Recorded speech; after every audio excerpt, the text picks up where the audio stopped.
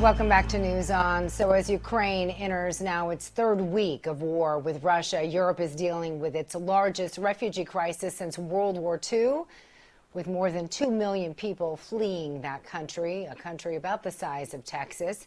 Many countries trying to ease the influx of people coming in, including the UK, who's now easing its pretty rigid entry requirement for these refugees, allowing those with passports now to apply for entry online. Ukraine now accusing Russia, as I mentioned earlier, of genocide after bombing a children's hospital. Joining us live now is CEO of F3 Intelligence and F3 Missing Children Intelligence Agency and former Joint Special Operations Command Intelligence Officer Richard Ring. F3 MCIA is a highly specialized non-for-profit group that's designed to reunite families and protect children against active threats. Richard, thank you so much for joining us here on News On. Truly is a pleasure. Morning, Miranda. How you doing? I'm doing well. So, Richard, you've just launched an operation specifically targeted towards rescuing children who are trapped in Ukraine. What can you tell us about this operation? Yes, so we're calling it Operation Jolly Roger, and it's a nod to an operation that took place in the 60s to help Cuban refugee children come to the United States, called Operation Peter Pan. Unlike Operation Peter Pan, our operation's taking place in a contested war zone, but the goal still remains the same, which is to try to recover children that have dual U.S. Ukrainian citizenship or have Ukrainian family here in the United States that are citizens willing to sponsor them to come over. And then any other children that we're able to recover along the way that don't meet those requirements, we are passing off to the State Department or vetted NGOs that are helping refugees. So, Richard, if you can, tell us a little bit more about what you do, which you kind of did, but obviously we don't want to be too specific for obvious reasons for their security and your security. But again, as I mentioned, I want to put this in perspective for our viewers. So again, Ukraine is about the size of Texas, but unlike Texas, they don't really have interstates there. So this seems like it would be very challenging for you to help these people.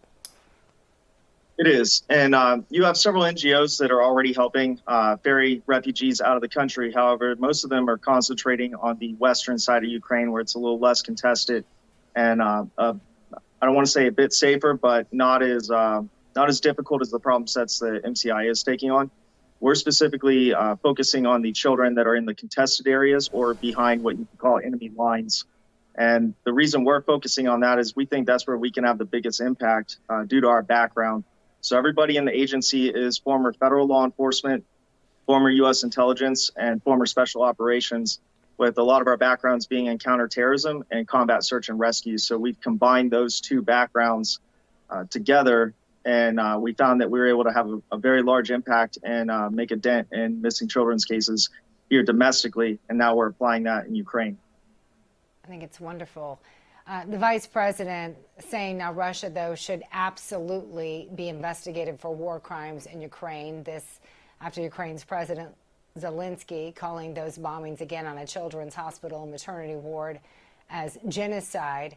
Obviously, while you're a reservist, you are part of the intel community, so you can't really speak on behalf of the Defense Department. I want to be absolutely clear about that. But based on your personal experience, is this worth investigating? So anytime you have civilian casualties, there needs to be an investigation afterwards to figure out, is this something that occurred due to the fog of war, or was this intentional? And unfortunately, it occurs in all conflicts and all wars on all sides. So there should definitely be an investigation to determine whether it was on purpose. Richard, you know, we see the images, we see the video, but for many of us, it's just hard to even kind of fathom what's going on there. And I'm sure it is for the people that are experiencing it. But describe to us what you're witnessing, what some of the people that work with your organization are seeing firsthand, to kind of put it in perspective. Right. So we have people on the ground as well as other individuals from other nonprofits in other countries who are on the ground. And we've all come together for this one common mission. And what we're seeing is what you're seeing depends on what part of the country you're in. In some places, it's very conventional, conventional forces on conventional forces. In other places, we are seeing war crimes. specifically, I think, with the areas that have Chechens in them. We are seeing cell phone footage that our sources are sending back that are showing that women and children are being killed and not necessarily as by accident.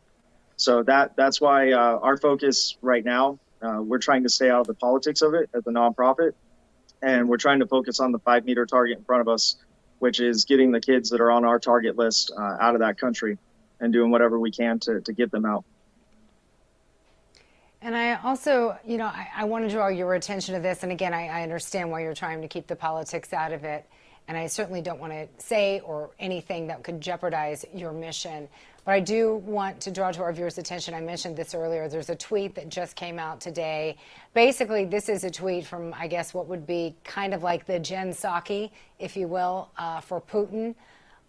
This tweet that came out that a lot of people are perceiving to be a threat against aviation and in particular civilians. I know there's been a lot of talk about no-fly zones. We already talked about, the complication there because it's war-torn country and then you don't have interstates. But what does that mean for flights, domestic flights? So I can't speak to domestic flights, but I know it's having a large impact on our operation and the operations of the military on both sides in Ukraine because it's still contested airspace. Nobody is dominating the airspace. And what's making things even more dangerous is that a lot of the SAM systems being used are not the more advanced SAM systems, but man-pad, shoulder-fired. So they do not have any kind of deconfliction IFF on them. And so you have both sides setting up these man-pad traps. Quite frankly, anybody flying around a helicopter in Ukraine right now is nuts on either side, and you're just as likely to be shot down by your own side. So for us, most of our operations are having to focus on the ground because of this contested airspace already. So to me, that tweet doesn't really make too much of a big difference. Gotcha. But a lot of people are still, even though we're on week 3, they're still hoping for a way out of this and that there's some type of peaceful resolution. Obviously, that's not looking that way. There was that meeting in Turkey trying to work as some kind of mediator. It doesn't seem like anything came out of that. The president had a phone call there with the president of Turkey. Based on your experience, and again, since you're still part of the intel community, I want to be clear that your opinion is not an official statement on behalf of the Biden administration or its Defense Department. But again, based on what you've witnessed in your experience, do you think that there is still a possibility for peace? I think there is. I think the whole situation is a powder keg. And as long as both sides are able to acknowledge that one misstep or one miscommunication could lead to very drastic consequences, if both sides could put aside their egos a little bit and realize and take a look at the ground game and realize how many civilians are being caught up in the middle of this that has nothing to do with the military conflict or the geopolitics of it. I think if both sides took a break and stepped back and were willing to give a little on both sides, that we could at least have some sort of short interim peace to get the civilians out while we work on the bigger, larger, more strategic picture of the situation in Europe. Richard, finally, as I mentioned, there are a lot of people donating themselves, equipment to the people of Ukraine. They're very touched. Obviously, your organization is touched as well. But for people that are watching this right now and would like to help, what's the best way to reach you? So they can either go to operationjollyroger.org or they can go to our normal website, nocasescold.org. And there's a support us tab at the top that they can go to. And that's the way to directly donate to our efforts. Our efforts are very labor intensive, equipment intensive, especially in a contested war zone where we're having to operate with sources on the ground, procure anything. Yeah.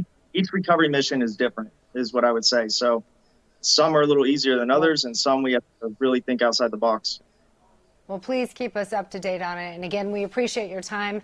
Best of luck to you. And yeah, our prayers go out to you and the members of your team. Be safe. Thank you. There's so much more to come. You're watching News On.